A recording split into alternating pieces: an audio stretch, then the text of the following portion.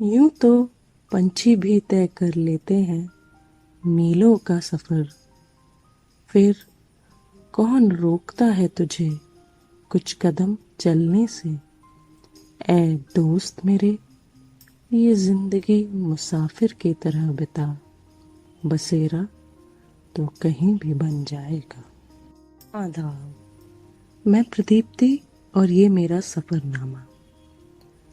हम सभी की जिंदगी में बातों और मुलाकातों का सिलसिला चलता रहता है।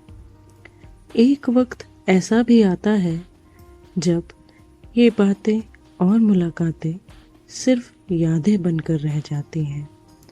मगर इंसान की फितरत कुछ ऐसी होती है कि वो यादें और ख्वाहिशों इन्हीं के बीच में फंसा रहता है। मैंने सोचा क्यों ना ऐसी ही कुछ यादों को और ख्वाहिशों को एक नज्म के जरिए जी लिया जाए। वादियाँ बुला रही हैं, सर्दी की शीतल सुनहरी सुबह आकाश के इन अधूरे अधूरे से अनकहे अल्फाजों में जैसे भर दे जगमगाती जुबां को ये, और चहक उठे ये सुस्त आसमान, धुंध में लिपटे इस मन में महक उठे ये रूखे से जज्बात, बिखरे पत्तों जैसे इस दिल में। ये सफर है वादियों का, जिसकी शुरुआत हुई एक छोटे से ख्वाब से। ख्वाब आसमां को करीब से जानने का, ख्वाब ऊंचाइयों को पाने का, ख्वाब वादियों में कुछ वक्त बिताने का।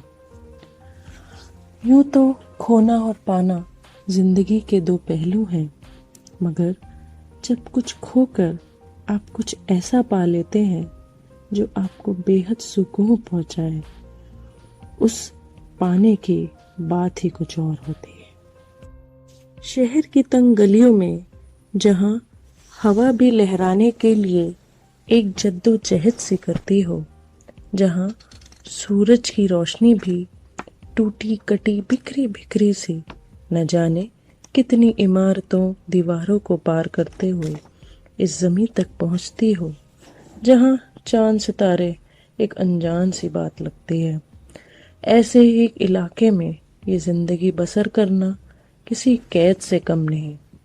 इस बंधी बंधी सी जिंदगी से आजाद होना चाहता था ये मन। इंसान होना भी किसी बेबसी से कम नहीं। हर रोज अपनी ख्वाहिशों को मजबूरन दबाना पड़ता है। कोई उनके पंख पसंद नहीं करता तो कोई उनकी उड़ान से डरता है। मगर कब तक इस बेबसी के आलम में जिंदगी बसर कर सकते हैं। वैसे सोचा जाए तो मुश्किल कुछ भी नहीं, फिर भी सब आसान सा नहीं लगता। इसी कश्मकश में उलझी रहती हूँ मैं। मगर अब और नहीं। जब ये मन खाना बदोश है तो उसे कैद करना किसी गुनाह से कम नहीं। ताउम्र अफसोस करने से बेहतर है कुछ गलतियां कर ही ले। कौन सा बिना गलतियों के भी ये दुनिया आपको सराखों पर रखती है। चलिए पहले सफर की शुरुआत करते हैं। ऐसा सफर जो न जाने कितनी जंग और मुश्किलों के बाद हासिल हुआ है, क्योंकि जैसे आप जानते हैं लोगों को पसंद नहीं कि आप अपने सपने जिए, उनके मुताबिक ना चले तो उन्हें रास नहीं आता। खैर छोड़िए, हम अपने सफ़र पे निकले हैं तो अब सफ़र की ही बातें होंगी। सुबह 6 बजे का समय, हल्की हल्की सी धूप निकलने को, ओस की कुछ बूंदें और ये घना सा कोहरा। शहर से बाहर निकलते ही ऐसा महसूस हुआ कि इस धुंध भरी सुबह में भी सब कुछ साफ नजर आने लगा। हम यूं ही चलते रहे, कुछ गजलों और पुराने गीत गुनगुनाते हुए। आज खुद की आवाज पर भी गौर फरमाया। वो लड़कपन, वो चहक जो कहीं खो गई थी, मानो वापस आ गई हो। आज मौसम बड़ा ही सुहाना सा है। ये सोचकर मेरा मन हुआ क्यों ना सर्दी की इस सुबह में चाय का लुत्फ उठाया जाए। यूं तो घर से चाय पीकर चली थी, मगर वो पीना भी क्या पीना हुआ। सुबह सुबह आसपास के घरों का शोर, बर्तनों और मशीनों की अटपटी आवाजें, उफ।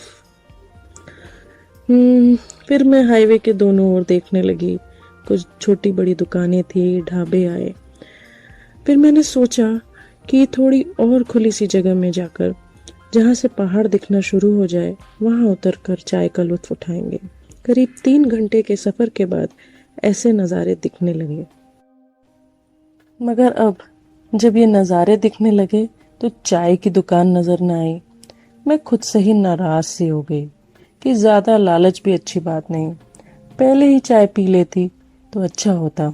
अब जो ये साथ में अपने पसंदीदा बिस्किट और नमकीन लेकर आई हूँ, अब इनका क्या करूँ। अब नज़ारे यूं ही देख लेती हूँ। फिर भी एक बेरुखी सी महसूस होने लगी खुद से। इतनी छोटी सी बात और सारा मजा किरकिरा। मैंने गहरी सांस भरी और गाड़ी रुकवाई। सड़क के किनारे फिर मैं धीरे धीरे चलने लगी। कुछ दूर चलने के बाद मुझे एक छोटी सी कुटिया दिखाई दी। वहां एक औरत और उसका बच्चा पत्तों से कुछ बर्तन बना रहे थे। मेरे अंदर मानो एक खुशी की लहर दौड़ गई।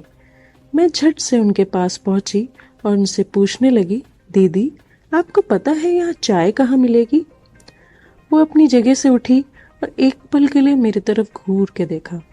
फिर हल्का सा मुस्कुराई और अपने बेटे से बोली, ओ बिट्टू, आंटी के लिए जरा पानी तो ले आना। उन्होंने एक दरी बिछाई और मुझे आमंत्रित किया। वो बोली, आप बैठिए दीदी, मैं ले आती हूँ आपके लिए चाय बनाकर। ऐसा स्वागत बड़े अरसे बाद मेरा किसी ने किया है, वरना शहरों में तो आप लोग जानते ही हैं, सब झूठी हंसी लिए हुए ऐसे पेश आते हैं कि 2 मिनट भी आप नहीं बैठ सकते उनके घर। वहां दरी पर बैठे हुए पालती मारकर मैं मन ही मन सोचने लगी, चलो आज इस खुशी को खुलकर जी लो। मैंने फिर उनसे पूछा, दीदी आपका नाम क्या है? वो शर्माकर बोली, महुआ। कितनी सरल सी हंसी थी। शायद हंसी इसे ही कहते हैं।